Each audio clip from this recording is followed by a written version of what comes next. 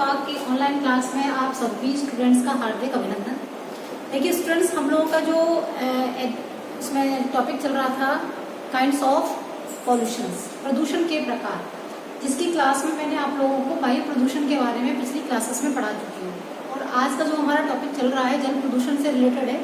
पिछली बार मैंने जब जल प्रदूषण का अर्थ बताया था आपको और उसकी कुछ परिभाषाएं बताई थी। आज हम उसके टाइप्स के बारे में डिस्कस करेंगे कि जल प्रदूषण कितने प्रकार का होता है।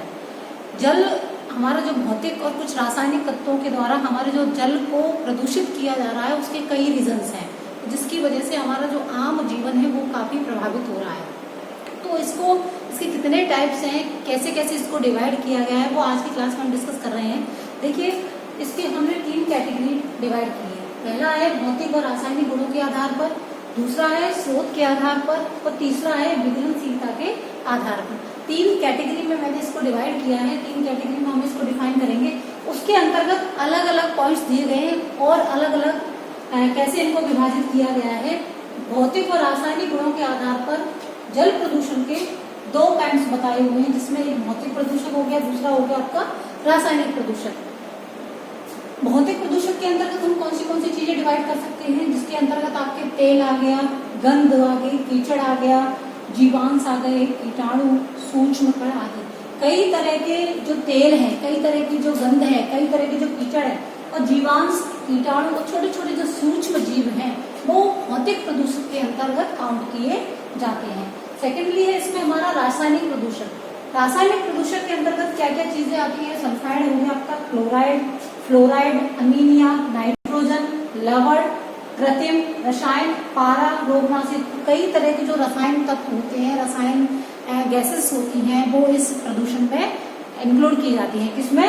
रासायनिक प्रदूषक में, जिसकी वजह से जो हमारा जल है वो काफी प्रदूषित हो रहा है और प्रदूषित होने के साथ साथ लोगों में बीमारियों का कारण भी बनता जा रहा है।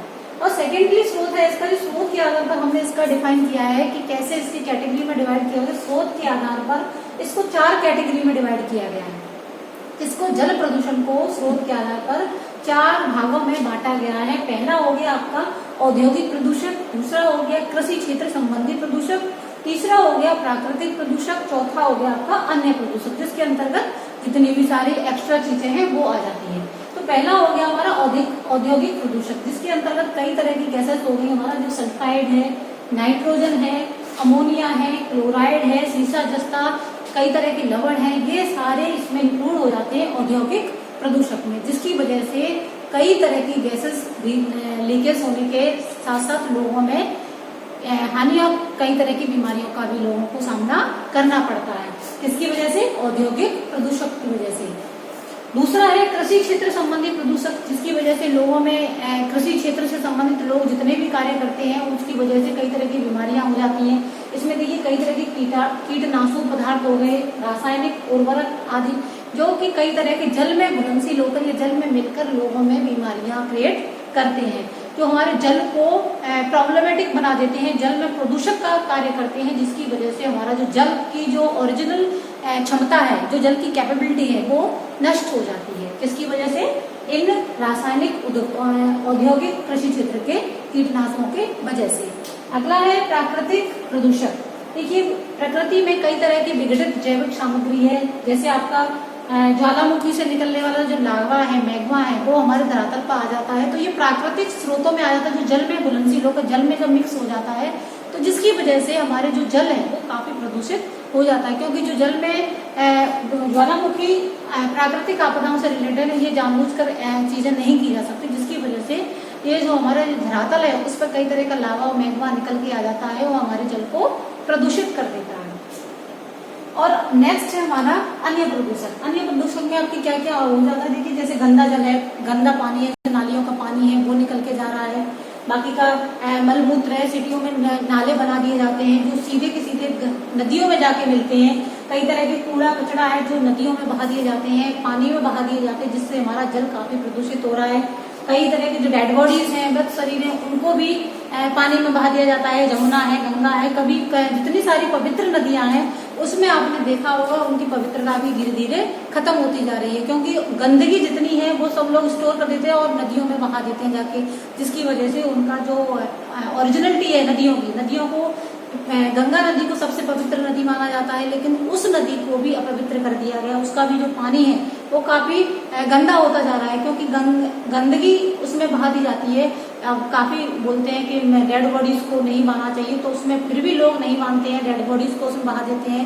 गंदे जो कूड़ा कचरा है उसको बहा देते हैं, जिसकी वजह से उस पानी का क्षमता है, उस पानी की जो ओरिजिनलिटी है वो खत्म हो जाती है। अब देखिए, मृत शरीर के अलावा लोग कपड़े धोते हैं, तो वो भी नदियों में पानी धीरे धीरे स्टोर करके जो पीने लायक पानी है अब वो पानी खत्म होता जा रहा है, क्योंकि अब उस पानी में कई तरह के बैक्टीरिया उत्पन्न हो जाते हैं, जो हमारे शरीर में पहुंचकर कई तरह के बीमारियों को जन्म देते हैं। अगला है हमारा, इसी में विघलनशीलता के आधार पर कितनी कैटेगरी में डिवाइड किया गया है। इसमें 2 कैटेगरी में डिवाइड किया गया है हमारे जल प्रदूषण को, जिसमें विघलनशील पदार्थ है पहला, दूसरा हो गया विघलित न होने वाले पदार्थ। पहले के अंतर्गत आ जाता है आपको जो जल में मिल जाते हैं, जो रसायन या जो तत्व हमारे जल में घुलनशील हो जाते हैं, जैसे कई तरह के रसायन पदार्थ होते हैं, वो जल में मिलकर विघलनशील होकर उस पदार्थ में जल में पता नहीं चलता, जिसकी वजह से हमारा जल है वो प्रदूषित हो जाता है।